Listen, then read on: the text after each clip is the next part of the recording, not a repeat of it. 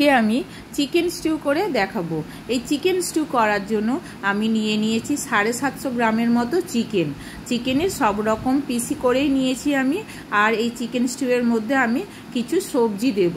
তো কি কি সবজি দেবো চলুন দেখিয়ে নেওয়া যাক। এই চিকেন স্টিউয়ের মধ্যে আমি দেব পেঁপে, দেব আলু, আর দেব বেবি টমেটোর আমি ওপরের খোসাগুলোকে আমি ছাড়িয়ে নিয়েছি, তাহলে কি হবে চিকেন স্টিউয়ের ওপরে আর এই খোসাগুলো ভেসে থাকবে না। আর নিয়েছি পেঁয়াজ, আর একটা নিয়েছি গাজর, আর নিয়েছি 100 গ্রামের মতো বিনস। তো এই সবজিগুলো এবার কেটে নেওয়া যাক। প্রথমে আমি কেটে নেব পেঁপেটাকে আমি প্রথমে 2 টুকরো করে নেব, তারপরে আবারও আমি 2 টুকরো করে নেব এই পেঁপে। তো পেঁপেটাকে মোটামুটি লম্বা করে আর একটু মোটা করে আমি পেঁপেগুলো কেটে নিয়েছি। তারপরে কেটে নেব আলুটাকেও সেম প্রথমে 2 টুকরো করে নিয়ে তারপরে আবারও 2 থেকে 3 টুকরো করে নেব। আলুগুলোকেও আমি মোটা লম্বা করে কেটে নেব। তো দেখুন আমার আলু কাটা হয়ে গেছে। তো এরপরে আমি কেটে নেব গাজরটাকে আমি প্রথমে 2 টুকরো করে তারপরে 4 ফালি করে নেব। দেখুন আমার লম্বা মোটা করে গাজর কাটা হয়ে গেছে। এরপরে আমি কেটে নেব বেবি টমেটোগুলোকে আমি 2 টুকরো করে নেব। তারপরে কেটে নেব বিনস। তো এই 100 গ্রাম বিনসকে আমি 2 ভাগে কেটে নেব, 2 ভাগ করে নেব। আর ব্যাস এই রকমই লম্বা একটু বড় থাকবে। তারপরে আমি কেটে নেব পেঁয়াজটাকে আমি প্রথমে 2 টুকরো করে নেব, তারপরে লম্বা করে পেঁয়াজটাকে কেটে তারপরে কুচি করে নেব। তো এইভাবেই আমি পেঁয়াজটাকে কেটে নেব। তো পেঁয়াজটা কাটার পরে আমার সব সবজিগুলো মোটামুটি কাটা হয়ে গেছে। তো এরপরে আমি কিছু মশলা নিয়ে নেব। মশলাগুলো চলুন কি কি নেব। তো আমি মশলা নেব 2টো তেজপাতা, আর নেব কয়েকটা গোলমরিচ, আর নেব একটু গরম মশলা। তারপরে আমি এই গরম মশলা আর গোলমরিচটাকে একটা ছোট হামাদিস্তায় নিয়ে এটাকে আমি থেতো করে নেব। তো আমি হামাদিস্তা নিয়ে নিয়েছি, তারপরে নিয়ে নিয়েছি গরম মশলা, তারপরে নিয়ে নিচ্ছি কয়েকটা গোলমরিচ। এরপরে আমি এগুলোকে থেতো করে নেব। তো আমি থেতো করে নিচ্ছি এই মশলাগুলোকে। থেতো করে নিয়ে আমি এটাকে আর একটা পাত্রে ঢেলে রাখবো। তো আমার এটা থেতো হয়েই গেছে। তো চলুন আমি এটাকে ঢেলে রাখি। তো আমি এবার এই মশলাগুলো ঢেলে নিচ্ছি, একটা জায়গায় আমি ঢেলে নিচ্ছি। এরপরে আমি নিয়ে নিচ্ছি, প্রথমে তো আমি পেঁয়াজটাকে কেটেই নিয়েছি টুকরো করে। তারপরে নিয়েছি কাঁচা লঙ্কা, গোটা কাঁচা লঙ্কা নিয়েছি, আর 2টো চেরা কাঁচা লঙ্কা নিয়েছি। এরপর নিয়েছি আমি রসুনটা আমি একটু বেশি করে নিয়েছি। তো এই রসুনটাকে এবার আমি থেতো করে নেব। এই ছোট হামাদিস্তাটার মধ্যে আমি সব রসুনগুলো নিয়ে নিচ্ছি, তারপরে আমি থেতো করে নেব। তো এইভাবেই আমি থেতো করে নিচ্ছি রসুনগুলোকে। এটাকে মিক্সি করাও যায়, কিন্তু থেতো করলে ভালো হয়, যেহেতু সবজির সঙ্গে করছি তো থেতো করে নিলে এটা ভালো হয়। তো আমার হয়ে গেছে এটা এবার আমি তুলে নিচ্ছি রসুনগুলো। তো আমার মোটামুটি সব মশলা রেডি হয়ে গেছে। এবার আমি কড়াইটা বসিয়ে দেব। তো চলুন আমি কড়াইটা বসিয়ে দিই। এই যে কড়াইটা বসিয়ে দিয়েছি। এবার কড়াইটা গরম হোক। কড়াইটা গরম হলে কড়াইয়ের মধ্যে আমি দিয়ে দেব বাটার। তো কড়াইটা আমার গরম হয়ে গেছে। আমি দিয়ে দিচ্ছি 10 টাকা দামের যে বাটারগুলো হয়, সেই 10 টাকা দামের যতটা বাটার ততটা আমি দিয়ে দিচ্ছি।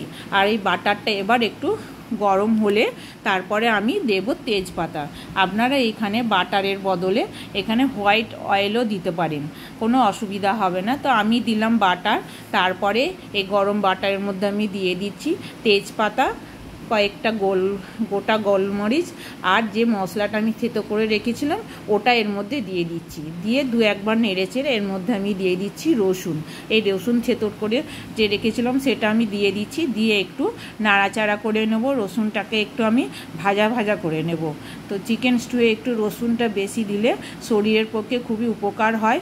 এই রসুনটা হেলথের জন্য খুবই ভালো। চিকেন স্টুয়েতে রসুন ভালো লাগে। আর আমাদের তো শীতকালে বিশেষ করে একটু প্রোটিনটার দরকার হয়, তার জন্য চিকেন স্টুয়েতে একটু বেশি করেই আমি রসুনটা দিলাম। তো রসুনটাকে আমি একটু লাল করে ভেজে নেব। তারপরে দিয়ে দেব পেঁয়াজ। তো কোচানো পেঁয়াজগুলো আমি এই রসুনের উপরে ছেড়ে দিচ্ছি। এরপরে এবার আমি এই পেঁয়াজটাকেও একটু লাল করে বাদামি করে ভেজে নেব। তো পেঁয়াজটাকে আমি ভেজে নিচ্ছি। তো ওই ভাজাটা আমি সম্পূর্ণ কিন্তু লো ফ্লেমে করছি। তারপরে আমি দিয়ে দিচ্ছি চেরা কাঁচা লঙ্কা। এই কাঁচা লঙ্কা দেওয়ার পরেও আবারও আমি এটাকে নাড়াচাড়া করব। তো আমার পেঁয়াজটা মোটামুটি একটু লাল লাল হয়ে ভাজা হয়ে গেছে। এরপরে আমি দিয়ে দেব চিকেন পিসগুলো। চিকেনের সব পিসগুলোই আমি এখানে দিয়ে দিচ্ছি। এবার একটু নাড়াচাড়া করে নেব। মশলাগুলোর ওপরে চিকেনগুলোকে নিয়ে একটু নাড়াচাড়া করে নেব। এই চিকেন স্টিউটা বেশিরভাগই আমাদের শীতকালে খুবই দরকার হয়। চিকেন স্টিউটা আমাদের সবাই খুব ভালোবাসে, তো আমরা সবাই খুব চিকেন স্টিউ খাই। এরপর আমি দিয়ে দিচ্ছি পরিমাণ মতো লবণ। তো পরিমাণ মতো লবণ দেওয়ার পরেও আমি আবারও এটাকে নাড়াচাড়া করে নিচ্ছি। তো একটু চিকেনসটাকে আমি ভেজে নেব এই মশলাগুলোর সঙ্গে। চিকেনসটা আমার ভালো করে একটু নাড়াচাড়া হয়ে গেলে তারপরে আমি দিয়ে দেব সব সবজি। তো সব সবজি আমি একসঙ্গে দেব না, আলাদা আলাদা করে দেব। প্রথমে আমি দিয়ে দেব হচ্ছে পেঁপে আর আলু। যেহেতু এইগুলো একটু বেশিক্ষণ লাগে সেদ্ধ হতে, তাই আমি প্রথমে আলু আর পেঁপে দিয়ে দিলাম চিকেনের সঙ্গে। তো চিকেনের উপরে আলু আর পেঁপে দেওয়ার পর আমি এবার আবার এইটাকে নাড়াচাড়া করে নেব চিকেনগুলোর সঙ্গে আলু আর পেঁপে দিয়ে। আবারও আমি এটা একটু নাড়াচাড়া করে নিচ্ছি, ভেজে নিচ্ছি। তো এখানে আমি একটু মিডিয়ামে করে দেব আঁচটাকে। তো মিডিয়াম টু লো ফ্লেমে আমি এটাকে ভেজে নেব। আলুগুলোকেও আবার একটু পেঁপে আর আলু চিকেনের সঙ্গে আমি আবারও হচ্ছে একটু নাড়াচাড়া করে নিচ্ছি। এরপরে দিয়ে দেব গাজর।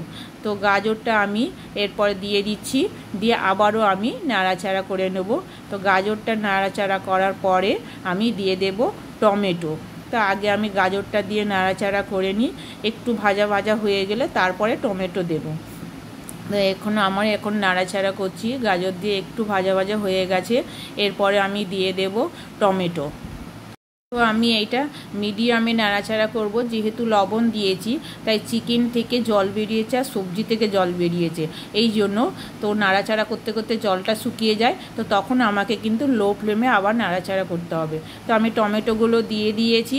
টমেটো দেওয়ার পরে আমি বিনসটা দিলাম। বিনসটা আমি আগে দিলাম না, তার কারণ বিনস খুব অল্প সময়ে সেদ্ধ হয়ে যায়, তাই আমি আগে দিলাম না। আর বিনসটা দেওয়ার পরে যেহেতু আমি একটু গোলমরিচটা দিয়ে দিচ্ছি। তো বিনসটা কেন আমি আগে দিলাম না, কারণ বিনসের সবুজ যে রঙটা থাকে ওটা তাহলে কি হয়, নষ্ট হয়ে যায়। সবুজ রঙটা এতটা থাকে না। তো এরপরে আমি এবার গোলমরিচ দিয়ে দিলাম, সামান্য একটু গোলমরিচ দেওয়ার পরে আমি এটাকে নাড়াচাড়া করে নিচ্ছি। আবারও আমি নাড়াচাড়া করার পরে একটু আমি জল দিয়ে দিলাম। তো আমি জলটা এখানে উষ্ণ গরম জল দিলাম। আপনারা চাইলে এখানে ঠান্ডা জলও দিতে পারেন, কোনো অসুবিধা নেই। আমি যখনই করি এখানে আমি উষ্ণ গরম জলই দিই। আমি এখানে জল দিলাম প্রায় 750 গ্রামের মতো আমি এখানে জল দিলাম। তারপরে জল দিয়ে নাড়াচাড়া করার পরে এটাকে আমি কিছুক্ষণের জন্য ঢেকে রাখবো। তো আমি কিছুক্ষণের জন্য ঢেকে রেখে দেব। তো আমি প্রায় ধরুন 8 ঘন্টার মতো এটাকে আমি ঢেকে রাখবো। আমি যেহেতু কড়াইয়ে করছি তার জন্য কিন্তু এটাকে আমি 8 ঘন্টার মতো কুক করতে দেব। আর যদি আপনারা কুকারে করেন, আপনারা কুকারে চাইলে করতেই পারেন, কিন্তু কুকারে করলে আপনারা এই 4টে সিটি দেবেন। 4টে সিটি দেওয়ার পর আপনারা গ্যাস অফ করে দেবেন। তারপরে ওটাকে নর্মাল হতে দেবেন। নর্মাল হওয়ার পর তারপরে আপনারা পরিবেশন করবেন। পরিবেশন করার সময় একটু চাইলে বিট নুন দেবেন, একটু গোলমরিচ দেবেন, আর দেবেন হচ্ছে বাটার। তো আমার এখানে একটু লবণের পরিমাণটা কম হয়েছে, যেহেতু আমি আবার অনেকটা জল দিলাম, তাই একটু পরিমাণ মতো লবণ দিয়ে দিলাম। তো এটাকে আমি কুক করতে দিয়েছি। এই যে দেখুন, আমি 25 মিনিট পরে এটাকে আমি খুলে কয়েকটা গোটা কাঁচা লঙ্কা দিয়ে দিলাম। তারপরে আবারও আমি এটা ঢেকে কুক করতে দেবো। তো দেখুন আমার এটা প্রায় হয়েই গেছে। 8 ঘন্টা পরে আমি খুলে দেখেছি, দেখছি যে আমার এগুলো প্রায় সেদ্ধ হয়ে গেছে। তো এইভাবেই আমার মোটামুটি চিকেন স্টিউ রেডি হয়ে গেছে। এবার আমি এটাকে ঠান্ডা করতে দেবো। ঠান্ডা হয়ে যাওয়ার পরে আমি আবার ওই একটু গোলমরিচ গুঁড়ো আর একটু বিট নুন আর দেবো একটু বাটার দিয়ে পরিবেশন করব। তো আমার এখানেই চিকেন রেসিপি শেষ হলো।